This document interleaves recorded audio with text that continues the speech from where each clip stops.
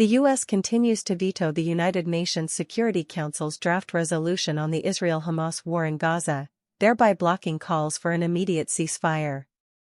Arab countries, led by Algeria, submitted this draft to a vote on February 20 even though they knew it would not be approved. Previously, the U.S., Israel's key ally, had warned that it would not support the draft. The U.S. was also the only country to vote against, while the UK abstained. According to the Palestinian Authority, the 13 other members of the Security Council all voted in favor of a document demanding a halt to the war that has killed more than 29,000 people in Gaza, and forced more than 80% of the population to flee their homes. For a resolution to be passed at the Security Council, there needs to be at least 9 votes in favor, and none of the 5 permanent members, including the US, UK, France, Russia, or China, should use a veto.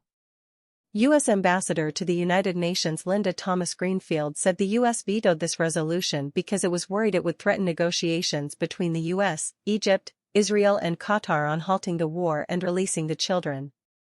Information in the hands of Hamas.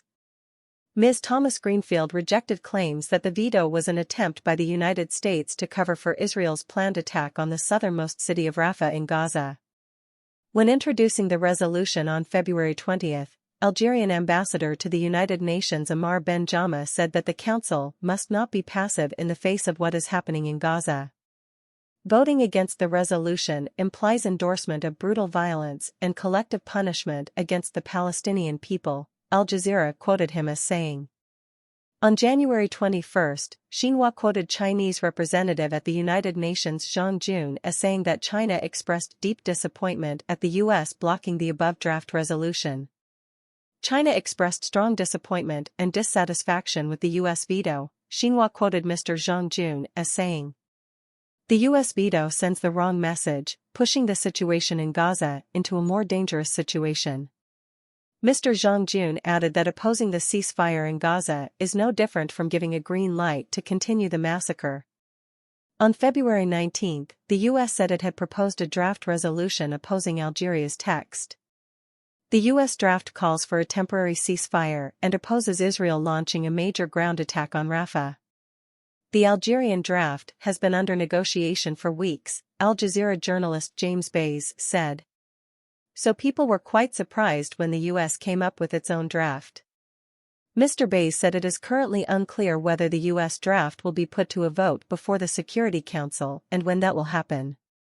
But he pointed out that in the version previewed by Al Jazeera, the U.S. language is softer. For the first time the U.S. uses the word ceasefire, which was previously very controversial for the U.S. Before that, Washington still avoided the word ceasefire in all UN documents talking about the war in Gaza. According to the U.S. draft, the Security Council emphasized its support for a temporary ceasefire in Gaza as soon as possible, based on the formula for the release of all hostages, and called for the lifting of all barriers to providing humanitarian assistance on a large scale. Meanwhile, the resolution drafted by Algeria calls for an immediate humanitarian ceasefire, based on an order issued by the International Court of Justice, ICJ, last month.